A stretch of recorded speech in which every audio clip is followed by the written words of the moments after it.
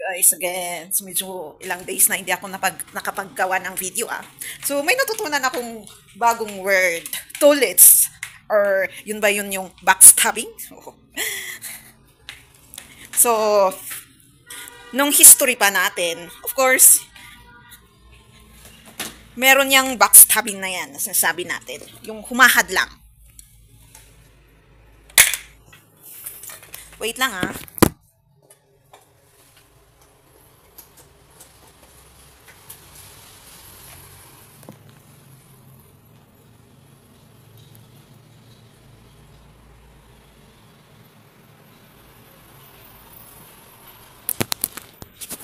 Yung humahad lang sa kagustuhan or isang pangyayari or plano.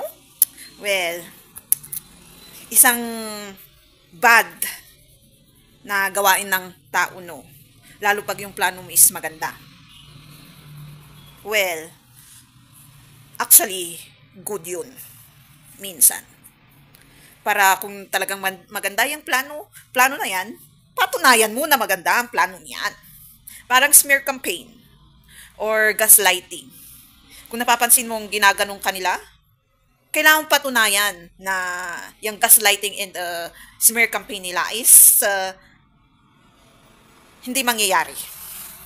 Or I can say, kasi binibigyan nila ng kasinungalingan.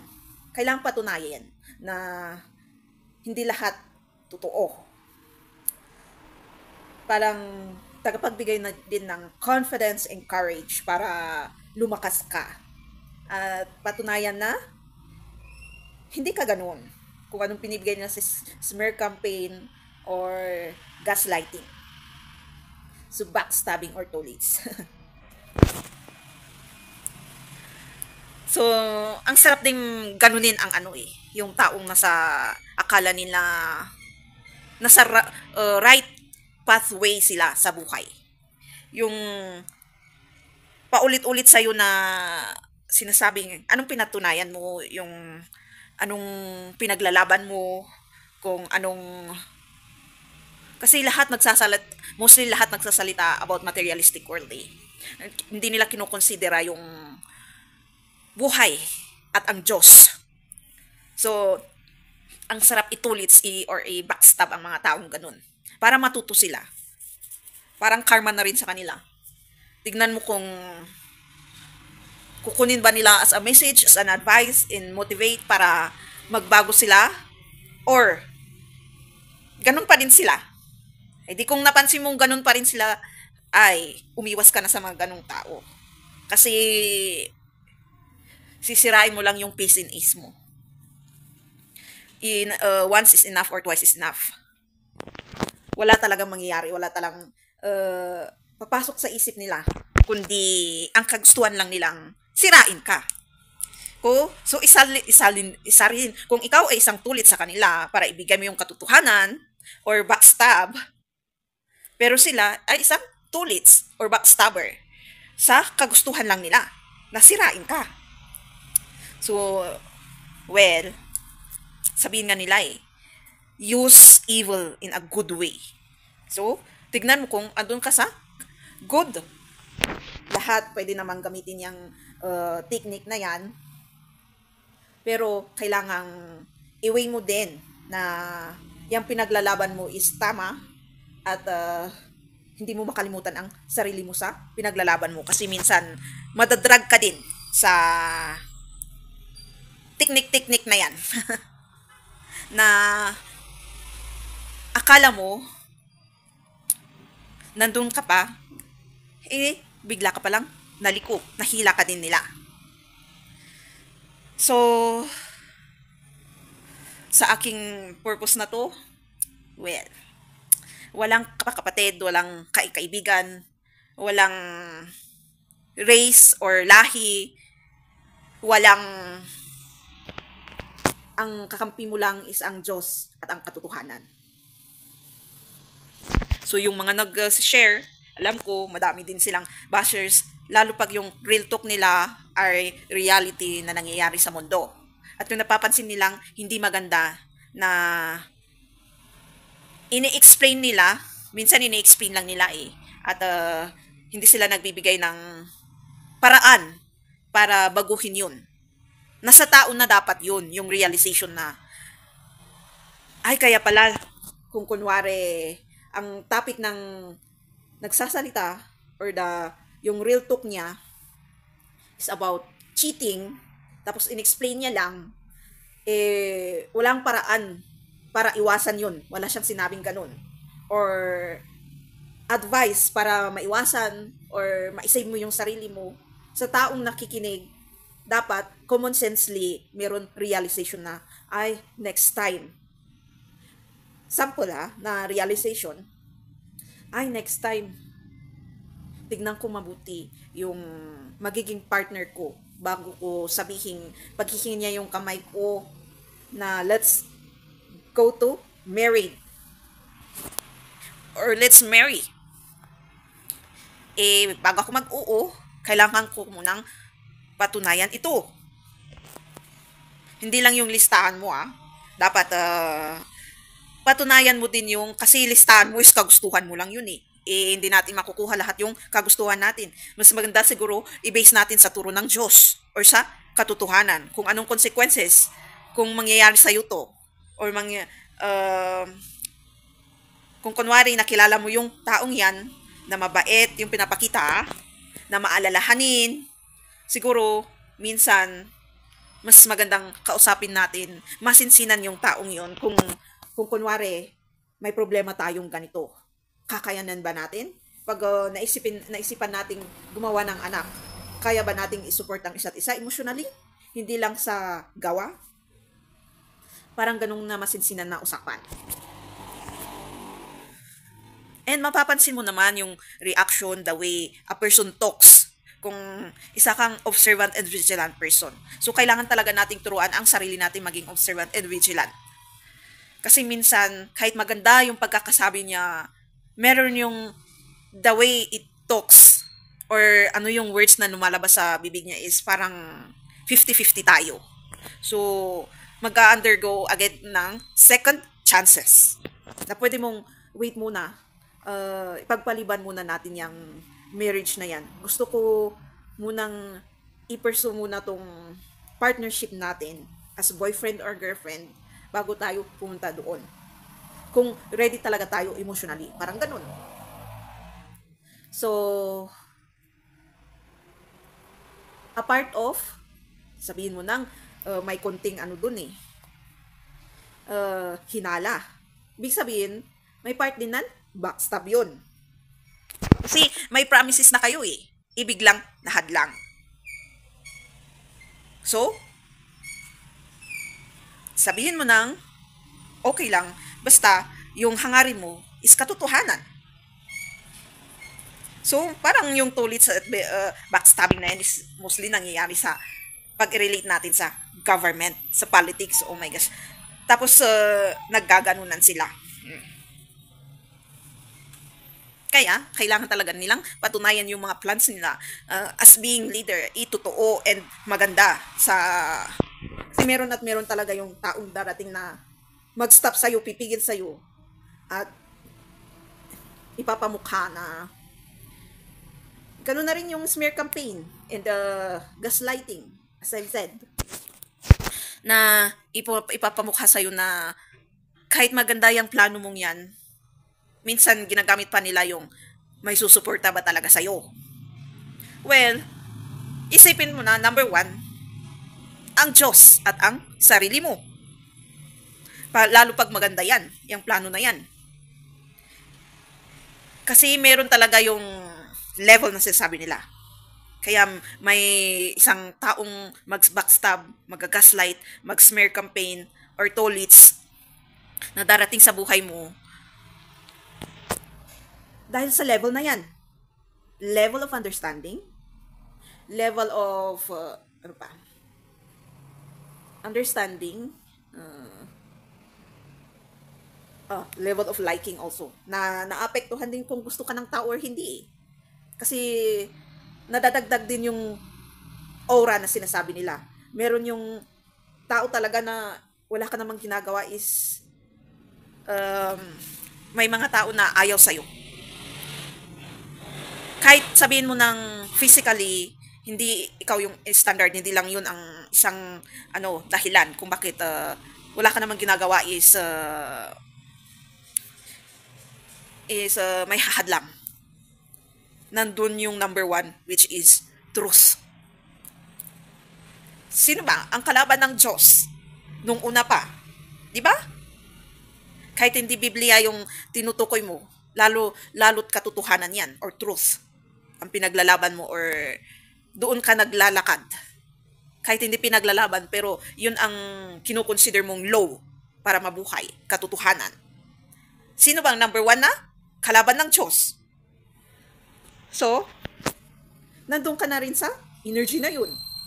Yung meron talagang, lagi namang hinahadlangan din yung magandang plano ng Diyos, di ba? E di meron ding hahadlang sa'yo. Kasi, naglalakad ka sa katotohanan or truth. So, sabihin na natin, the evil energy. Pero pag inaccept mo yung evil energy, na lagi ko din sinasabi sa ibang content ko, na inaccept mo yung evil energy at ginamit mo sa maganda, mababalance mo actually sa buhay mo. Pero hindi mo maiiwasan na mararanasan mo sa ibang tao yun. Kasi kahit na-balance mo sa sarili mo, sa buhay mo, pero sa ibang tao, hindi nila na-balance yun. So, andyan sila para hadlangan ka. Kahit spirituality, inaccept mo sila, yung evil na yan. At ginagamit mo pa sa tama. Kasi okay lang naman sa evil energy yun. As long as ginagamit mo siya. Kasi magkasama talaga ang evil and good nung una pa. Yin and yang. So, nandito tayo para i-balance lang din yan.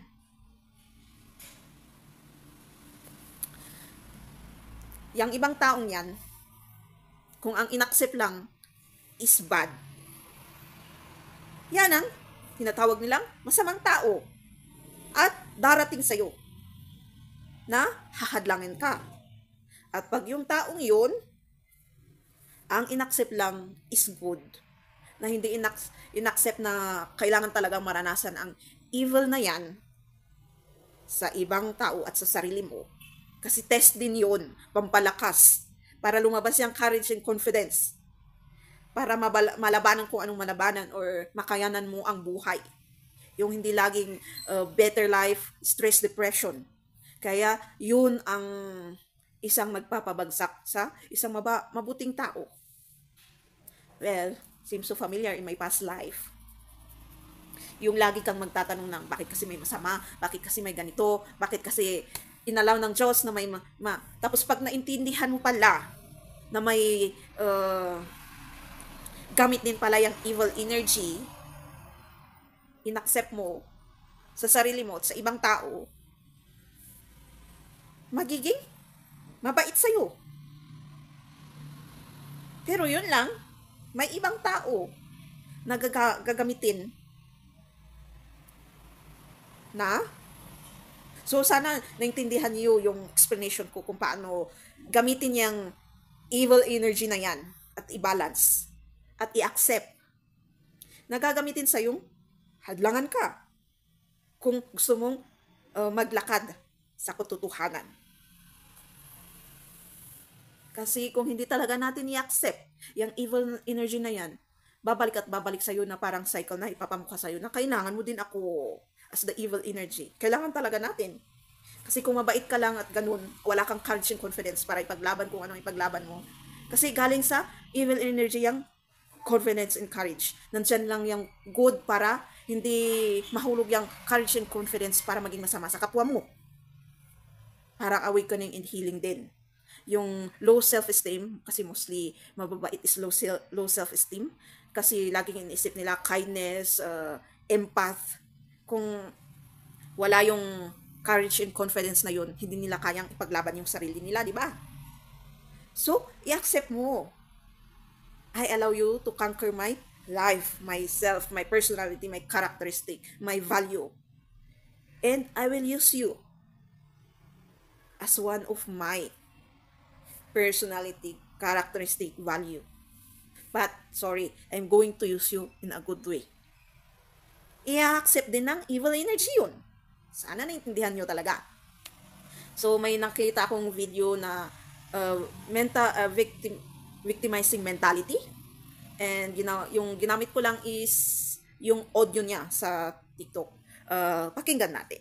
May mga tao na pag mataas ang ego, tapos mali sila, tapos hindi nila kayang tanggapin yung mali nila, maghahanap sila ng mali sa'yo. Tapos gagamitin nila yon as excuse. Tapos, pag nainis ka na sa sinabi nila, syempre, you have to confront it. Pag kinonfront mo, nagagalit ka sa akin. Nasasaktan yung emotion ko. Ayan na. Biktima na naman sila. So, they will play this manipulation game with you to trigger you, to make you feel bad. At pag hindi na okay yung state mo at kukonfrontahin mo na sila, gagamitin nila yan against you. That's the greatest challenge for being a victim. Meaning, most of the time, we use the victim mentality to manipulate the people. And here's the best part. Love. And I wanna ask you now, para kanino yung love? Yes, tama. Para sa sarili. Para sa'yo. Because the best love story is when you fall in love with yourself. Because when you love yourself, kung mahal mo yung sarili mo, you will say no to other stuff. You will say no to the things that are unrelated to your goals and dreams. You will say no to the things that are not related to who you really are. Especially, kung kilala mo na sarili mo. It's because Success Blueprint will give you clarity for who you really are. Hugot number 5. Victim mentality. And the language is, kasi hindi ako okay. Hindi maganda yung nararamdaman ko. Hindi nyo kasi ako naiintindihan. Hindi nyo alam yung pinagdadaanan ko ngayon o pinagdadaanan ko dati. Now, don't get me wrong. We are not trying to invalidate your emotions or feelings. But you have to be aware and you have to understand that most of our emotions are coming from the past traumatic, negative experiences that we have. Meaning, we are still the victim of the past. At ang mahirap sa victim mentality, when we are confronted na mali tayo, na puro tayo excuses, may rebat tayo lagi. And we will try to make the other person, the person on the other side, feel bad about themselves for trying to help us. Most of us are guilty with that. We just have to be aware. For the thousands of coaching experiences that I've had, even millionaires, even billionaires, lahat naman dumadaan dito sa victim mentality. Recently nga lang na-experience ko yan May mga tao na pag mataas ang ego, tapos mali sila, tapos hindi nila kayang tanggapin yung mali nila, maghahanap sila ng mali sa'yo. Tapos gagamitin nila yon as excuse. Tapos, pag nainis ka na sa sinabi nila, syempre, you have to confront it. Pag kinonfront mo, nagagalit ka sa akin. Nasasaktan yung emotion ko. Ayan na. Biktima na naman sila. So, they will play this manipulation game with you to trigger you, to make you feel bad. At pag hindi na okay yung state mo at kukonfrontahin mo na sila, gagamitin nila yan against you. That's the greatest challenge for being a victim. Meaning, most of the time, we use the victim mentality to manipulate the people. Even in social media. Those who try to become victims, yun yung pinapansin, yun yung binibigyan ng atensyon. Hindi natin namamalayan, yung mga victim, sila yung mahilig manggamit. Sila yung mahilig manira. Pansinin nyo, yung mga taong pa-victim, bandang huli, sisiraan ka, babanatan ka. It's happening. And there are also times in our lives na meron tayong mahal na tao sa buhay natin. Right?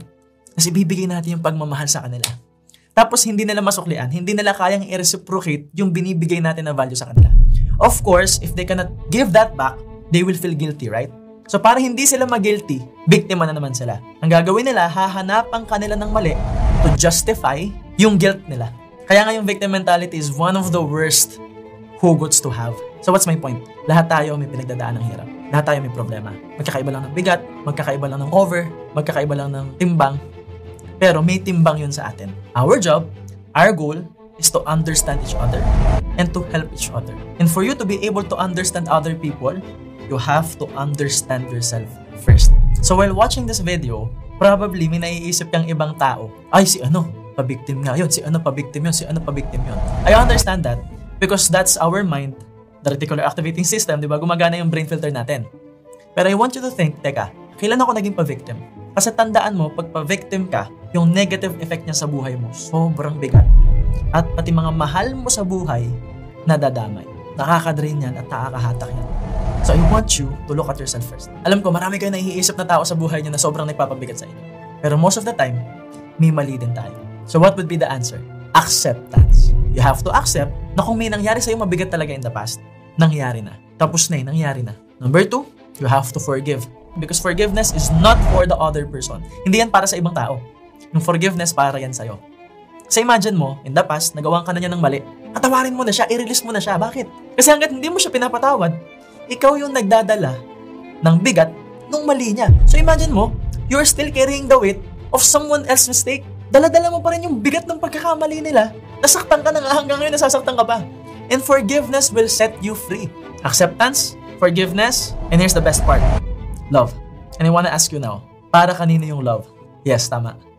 Para sa sarili. Para sa'yo.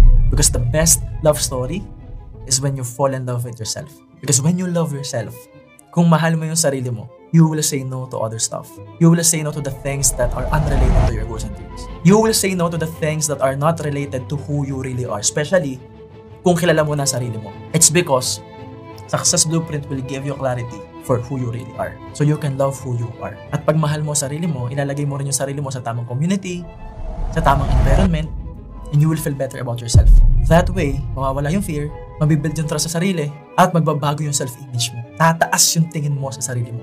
And that's what I mean by the rest will follow. Mabigat din yung 6 to 10 na hugot. Pero again, if you can handle 1 to 5, basta tuloy-tuloy ka lang, the rest will follow.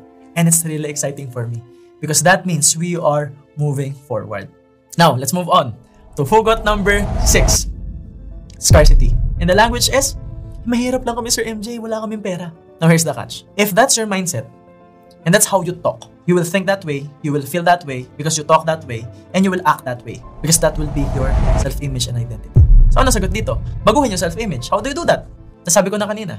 And then change your language. Instead na magsalita ka lagi ng tapos, make it open-ended. Or ituloy mo yung sentence. Wala akong pera eh. Sa ngayon. Pero, magkakapera ako. Mahirap lang kami eh. Sa ngayon. Pero ako yung unang magiging milyonaryo. You have to put pero. You have to change your language. And the idea is, pag nagbago naman yung self-image mo, nawala yung doubt mo, you are moving forward, kilala mo ang sarili mo, tapos nawala yung victim mentality mo, eventually, you will earn the money. And of course, alam naman natin na nakakadagdag din talaga ng hugot, yung pera. Let's be real. Majority ng hugot natin, pera. Daming utang, ang daming bayarin, ang daming bills. Tapos pag dumating yung crisis, wala tayong magawa, di ba? Pag dumating yung hirap, wala tayong maitulong sa ibang tao kasi sarili natin hindi natin matulungan. And this problem can be easily fixed if you believe. Maganda yung sinabi niya. Sana may ma-realize din tayo sa sinabi niya. Kasi minsan, yung mga good person is nahuhulog sa victim mentality or sinasabi nating covert narcissist. And man doon talaga tayo magiging better and complain. Bakit na lang natin laging naranasan tong kasamaan sa ibang tao? Hayaan mo yung malignant na yan, yung masasamang tao. May time din na makakasalamuha sila ng katumbas nilang tao. At magpaparealize na gaano sila kasamang tao, gano'n na rin yun. Or nakalimutan nila na may kasama din silang nabubuhay na tao dito sa mundo. So, parang ang na-realize ko din na ang magandang unang tutukan is yung, kasi hindi ko i-deny na naging covert, may pagka-covert narcissist din ako nung past. Bago nag-healing. So, ang mas magandang tutukan is tayong naging covert narcissist or the covert narcissist or toxic person. Yung yearning to be recognized na sinasabi nila. Yung yearning to be recognized is spirituality actually sa loob mo. Na gustong sumigaw at lumabas. Na hindi lang ikaw ang tao dito. Hindi lang ikaw ang tao dito para ipamukha mong ikaw lang. Kasi yun ang pinapamukha ng mga malignant narcissist eh. Yung darating sila sa buhay mo and may gagawin sila na parang sila lang ang tao dito sa mundo. Yung kilalanin mo naman din ang ginagawa mo. Parang yun yung gusto ng mga covert narcissist na ipamukha sa malignant. Yung iparealize sa kanila na tama na, nasasaktan ako, nahihirapan ako sa ginagawa mo. Yung hindi lang ikaw yung nahihirapan, ako din. O, di ba? So, I hope may naintindihan kayo, may natutunan kayo. Thank you for watching. Don't forget to subscribe, click the bell, click you, click the bell notification, comment if you want, and share.